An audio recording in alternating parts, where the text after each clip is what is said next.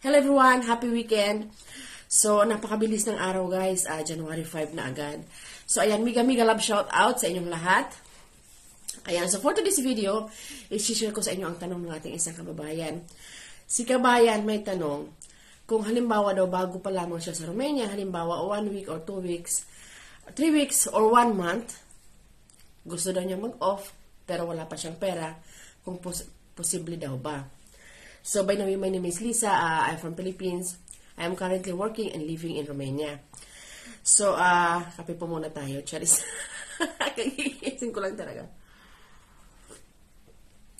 Alam mo kabayan, shout out sa iyo for sure, mapapanood mo ito. At sa inyong lahat sa mga baguhan na hindi pa umabot sa isang buwan sa isang amo. Hindi pa umabot na isang buwan. Actually, mga kababayan, charis. So, ganito dapat yan. Kung alam nyo wala ka pang pera, siguro sa isang buwan, pwede naman tayong hindi muna mag-off. Kasi for sure, isinasama tayo nito ng ating amo kung saan-saan. Kasi bago tayo kumbaga, pinapakita niya yung mga lugar. Meron din namang hindi nakaka-experience ng ganito, pero karamihan, pag bago, talagang ganito ang ginagawa ng amo. Na laging isinasama sa mall, laging isinasama sa labas para makikita niya yung ano ang meron dito sa Romania. Kung wala po tayong pera, mag-stay muna tayo kahit isang buwan pagdating natin sahod. Or kung halimbawa alam mong mabait si amo, pwede rin naman magsabi ka na, ma'am, gusto ko sanang mag-off. Pero wala pa akong pera. Pero I advise you, ang pinakamaganda talagang gawin ay mag-antay ka hanggang sa dumating ang iyong first sahod, doon ka mag-off. Pwede mo ring sabihin, ma'am, kasi wala pa po akong pera, so doon na lang ako mag-off, ma'am, sa next month. Diba? May ibang amo, umaandar ang kanilang mga common sense. Sinasabi, sige, bibigyan muna kita. Mayroon ding iba tayo mga kababayan na nakaka-experience na binibigyan ng pera ng amo every off day. 150, whatever.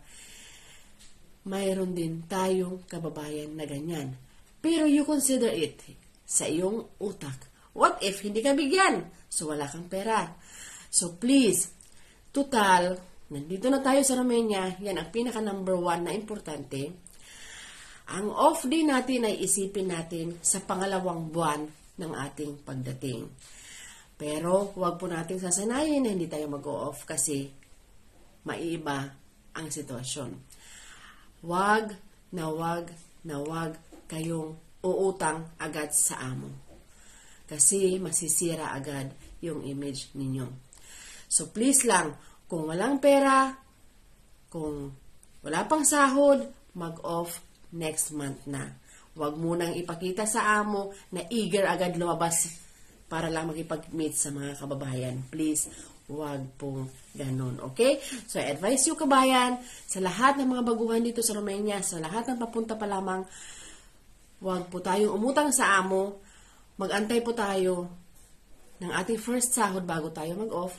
Huwag po tayong mag-off kung wala pa tayong pera. Kasi syempre sa labas, kailangan natin bumili, kailangan natin mag-taxi, or whatever.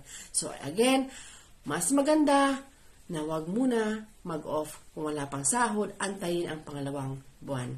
Mag-iingat po lahat and happy weekend ulit. Bye! Kapi po tayo ulit.